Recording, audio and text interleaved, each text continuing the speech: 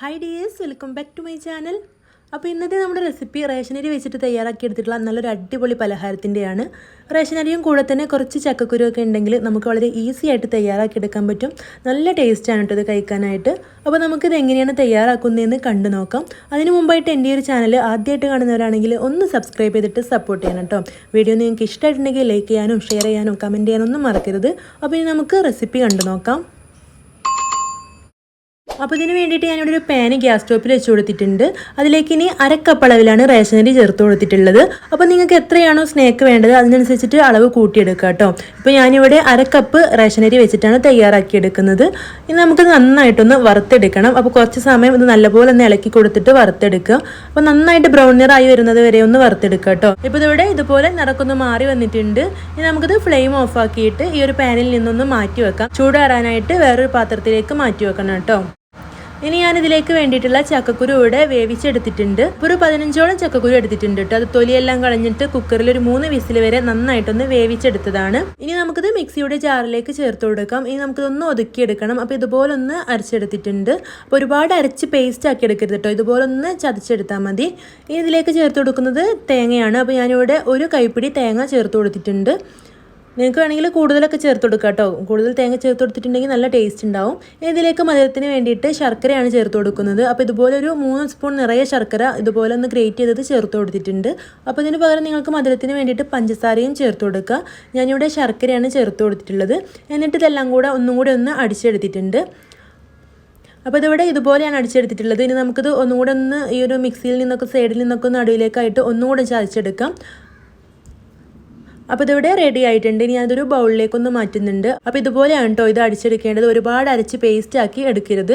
ഇനി ഞാൻ ഈ ഒരു ബൗളിലേക്ക് മാറ്റിയ ശേഷം ഈ ഒരു മിക്സിയുടെ ജാറിലേക്ക് തന്നെ നമ്മൾ നേരത്തെ വറുത്ത് വെച്ചിട്ടുള്ള ആ ഒരു അരി ചേർത്ത് കൊടുക്കുന്നുണ്ട്. അപ്പോൾ നന്നായിട്ട് ചൂടാറിയ ശേഷം വേണം കേട്ടോ ഇത് പൊടിച്ചെടുക്കാനായിട്ട്.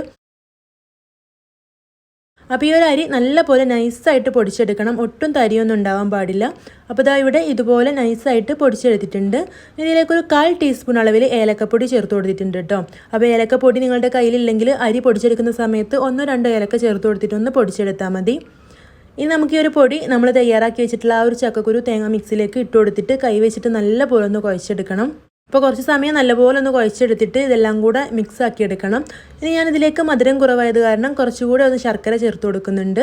എന്നിട്ട് വീണ്ടും നല്ലപോലെ ഒന്ന് കുഴച്ചെടുത്തിട്ടുണ്ട്. അപ്പോൾ ഇതുപോലെ ഇതിവിടെ കുഴച്ചെടുത്തിട്ടുണ്ട് കേട്ടോ. ഇനി നമുക്കിത് അരിയുണ്ടയൊക്കെ തയ്യാറാക്കുന്ന പോലെ നല്ല ഉരുട്ടി ബോൾസ് ആക്കി എടുക്കണം. അപ്പോൾ ഇവിടെ ഞാൻ ഇതെല്ലാം ഇതുപോലെ ബോൾസ് ആക്കി എടുക്കട്ടെ കേട്ടോ. അപ്പോൾ നമ്മളിവിടെ റേഷനരിയും ചക്കക്കുരും ഒക്കെ ചേർത്ത് തയ്യാറാക്കിയിട്ടുള്ള അരിയുണ്ട റെഡി ആയിട്ടുണ്ട്. നല്ല ഹെൽത്തി ആയിട്ടുള്ളൊരു പലഹാരമാണ്. കഴിക്കാൻ നല്ല ടേസ്റ്റാണ് കേട്ടോ. നമ്മളിതിലേക്ക് തേങ്ങയൊക്കെ ചേർത്ത് കൊടുത്ത് അതുപോലെ ഏലക്കപ്പൊടിയുടെ ഒരു ഫ്ലേവറൊക്കെ ഉണ്ടായിട്ട് നല്ല ടേസ്റ്റാണ് കേട്ടോ ഇത് കഴിക്കാനായിട്ട്. എല്ലാവരും ഉണ്ടാക്കി നോക്കണം. ഇഷ്ടമായിട്ടുണ്ടെങ്കിൽ മറക്കാതെ ലൈക്ക് ചെയ്യണം. അപ്പോൾ ഇനി നമുക്ക് ഇതിൻ്റെ കൂടെ വേറൊരു റെസിപ്പി കൂടെ കണ്ടു നോക്കാം. അപ്പോൾ ഞാനിവിടെ തക്കാളി, ഉള്ളി, ഇഞ്ചി, വെളുത്തുള്ളി, പച്ചമുളക് ഒന്നും ചേർത്ത് കൊടുക്കാതെ വളരെ എളുപ്പത്തിൽ 20 മിനിറ്റ് കൊണ്ട് തയ്യാറാക്കി എടുക്കാൻ പറ്റിയ നല്ലൊരു അടിപൊളി ബിരിയാണിയുടെ റെസിപ്പി കാണിക്കാം. ഇതിന് വേണ്ടി ഞാനിവിടെ 1.25 കിലോ ചിക്കൻ എടുത്തിട്ടുണ്ട്. അതിലേക്ക് 3 ടീസ്പൂൺ കാശ്മീരി മുളക് പൊടിയും 1/2 ടീസ്പൂൺ മഞ്ഞൾപ്പൊടിയും ആവശ്യത്തിന് ഉപ്പും ചേർത്ത് ഒരല്പം വിനാഗിരി കൂടെ ചേർത്തിട്ട് നല്ല പോലെ മിക്സ് ചെയ്ത് വെക്കുന്നുണ്ട്. ഇനി നമുക്ക് ഈ ഒരു ബിരിയാണിയിലേക്ക് വേണ്ടിയിട്ടുള്ള അരി ഇവിടെ അളന്നെടുത്ത് വെച്ചിട്ടുണ്ട്. 1.5 കിലോ അരി വെച്ചിട്ടാണ് ഞാൻ ഈ ഒരു ബിരിയാണി തയ്യാറാക്കി എടുക്കുന്നത്. ഇനി നമ്മൾ മാരിനേറ്റ് ചെയ്ത് വെച്ചിട്ടുള്ള ചിക്കന് ചൂടായ ഓയിലിലേക്ക് ഇട്ട് കൊടുത്തിട്ടൊന്ന് ഫ്രൈ ചെയ്തിട്ട് മാറ്റി വെക്കാം. ഇനി ഞാനിവിടെ അരി വേവിക്കാനുള്ള വെള്ളം വെച്ച് കൊടുത്തിട്ടുണ്ട്. വെള്ളം ഒന്ന് തിളച്ച് കഴിഞ്ഞിട്ടുണ്ടെങ്കിൽ അതിലേക്ക് അരി ചേർത്ത് കൊടുക്കുക. ആവശ്യത്തിനുള്ള ഉപ്പും ചേർത്ത് കൊടുത്തിട്ടുണ്ട്. 4-5 ഗ്രാമ്പും ചെറിയ 4 പീസ് പട്ടയും കൂടെ ചേർത്ത് കൊടുത്തിട്ടുണ്ട്. ഇനി അരി തമ്മിൽ ഒട്ടിപ്പിടിക്കാതിരിക്കാൻ വേണ്ടിയിട്ട് ഒരല്പം നാരങ്ങ നീര് കൂടെ ചേർത്ത് കൊടുത്തിട്ടുണ്ട് കേട്ടോ. ഇനി ഒരു അരി വെന്ത് വരുന്നവരെ നമുക്ക് വെയിറ്റ് ചെയ്യാം. ആ ഒരു സമയം കൊണ്ട് ഞാനിവിടെ ഇതിലേക്കുള്ള ചിക്കൻ മുഴുവനായിട്ടും പൊരിച്ച് മാറ്റി വെച്ചിട്ടുണ്ട്. ഇതിലേക്കുള്ള സവോള നമുക്കൊന്ന് പൊരിച്ചെടുക്കണം. അതിന് വേണ്ടിയിട്ട് ഇവിടെ പാനിൽ നെയ്യ് ഒഴിച്ചിട്ട് ചൂടായ ശേഷം അതിലേക്ക് സവോള ചേർത്ത് കൊടുത്തിട്ട് ഒന്ന് ബ്രൗൺ നിറം ആവുന്നതുവരെ പൊരിച്ച് കോരി എടുത്തിട്ടുണ്ട്. ഇനി ആ ഒരു നെയ്യിലേക്ക് തന്നെ കുറച്ച് കാഷ്യൂ നട്ട്സും കുറച്ച് കിസ്മിസും കൂടെ ചേർത്ത് കൊടുത്തിട്ട് ഇതുപോലെ ഒന്ന് മൂപ്പിച്ചെടുത്തിട്ടൊന്ന് മാറ്റി വെക്കുന്നുണ്ട്. അപ്പോൾ ഈ ഒരു സമയം കൊണ്ട് തന്നെ നമ്മുടെ റൈസ് ഇവിടെ കുക്കായി വന്നിട്ടുണ്ട്. ഇനി നമുക്കിത് ഊറ്റിയിട്ട് മാറ്റി വെക്കാം. ഇനി ഞാനിവിടെ ഗ്യാസ് സ്റ്റോപ്പിൽ ബിരിയാണി പോട്ട് വെച്ച് കൊടുത്തിട്ടുണ്ട്. ഇതിലേക്ക് വേണ്ടിയിട്ട് ഞാനിവിടെ മസാല ചേർത്ത് കൊടുക്കുന്നത് മൂണിയുടെ ചിക്കൻ ബിരിയാണി ഗ്രേവി മിക്സ് ആണ്. അപ്പോൾ നമുക്കിതുപോലെ ഇത് വാങ്ങിച്ചിട്ട് ബിരിയാണി തയ്യാറാക്കി എടുക്കുകയാണെങ്കിൽ വളരെ പെട്ടെന്ന് വെറും 20 മിനിറ്റോടെ തന്നെ തയ്യാറാക്കി എടുക്കാൻ പറ്റും കേട്ടോ. അപ്പോൾ ഇതിൻ്റെ mutton, beef, veg, fish, chicken അങ്ങനെ 5 രീതിയിൽ ഇത് നമുക്ക് വാങ്ങിക്കാൻ കിട്ടുന്നതാണ്. അപ്പോൾ ഞാനിതിൻ്റെ ഡീറ്റെയിൽസ് ഡിസ്ക്രിപ്ഷൻ ബോക്സിൽ കൊടുത്തിട്ടുണ്ട്. അവരുടെ സോഷ്യൽ മീഡിയ ലിങ്ക്സും കോൺടാക്ട് നമ്പറൊക്കെ ഡിസ്ക്രിപ്ഷൻ ബോക്സിലുണ്ട്. നിങ്ങൾക്ക് ആവശ്യമുണ്ടെങ്കിൽ നിങ്ങൾ അവരെ കോൺടാക്ട് ചെയ്തിട്ടുണ്ടെങ്കിൽ നിങ്ങളുടെ വീട്ടിൽ അവർ എത്തിച്ചു തരുന്നതാണ്. അപ്പോൾ ഈ ഒരു മസാല ഞാനിവിടെ ചേർത്ത് കൊടുത്തിട്ട് ഇതിലേക്ക് പൊരിച്ചിട്ടുള്ള ചിക്കൻ ചേർത്ത് കൊടുത്തിട്ട് നല്ലപോലെ ഒന്ന് ചൂടാക്കിയെടുത്ത ശേഷം നമ്മളിവിടെ വേവിച്ച് വെച്ചിട്ടുള്ള റൈസ് ഇതിന് മുകളിലായിട്ട് ഇട്ട് കൊടുക്കുന്നുണ്ട്.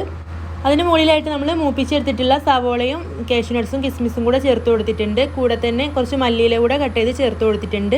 ഇനി ഈ ഒരു ബിരിയാണിയിലേക്ക് ആവശ്യമായിട്ടുള്ള നെയ്യും കൂടെ ഒഴിച്ചു കൊടുത്തിട്ടുണ്ട്. ഇനി ഇതിലേക്ക് 1 ടീസ്പൂൺ ഗരം മസാല കൂടെ ചേർത്ത് കൊടുത്തിട്ട് അടച്ച് വെച്ചിട്ട് 10 മിനിറ്റ് ഒന്ന് ദം ചെയ്തെടുത്താൽ മതി. അപ്പോൾ നമ്മുടെ സ്വാദിഷ്ടമായ മൂണി ചിക്കൻ ബിരിയാണി ഇവിടെ റെഡി ആയിട്ടുണ്ട്. എല്ലാവരും തയ്യാറാക്കി നോക്കണം. നല്ല കിടുക്കാച്ചി ടേസ്റ്റാണ്. അപ്പോൾ ഈ ഒരു ബിരിയാണിയുടെ റെസിപ്പിയും നിങ്ങൾക്ക് ഇഷ്ടമായിട്ടുണ്ടെന്ന് വിചാരിക്കുന്നു. ഇഷ്ടമായിട്ടുണ്ടെങ്കിൽ ആ ഒരു പ്രൊഡക്റ്റ് വാങ്ങിക്കാൻ മറക്കരുത് കേട്ടോ. അപ്പോൾ ഇനി നമുക്ക് ഇതുപോലുള്ള നല്ല നല്ല വീഡിയോസുമായിട്ട് വീണ്ടും കാണാം. ചാനൽ സബ്സ്ക്രൈബ് ചെയ്യാത്ത കൂട്ടുകാരുണ്ടെങ്കിൽ ഒന്ന് സബ്സ്ക്രൈബ് ചെയ്തിട്ട് സപ്പോർട്ട് ചെയ്യൂ കേട്ടോ. താങ്ക്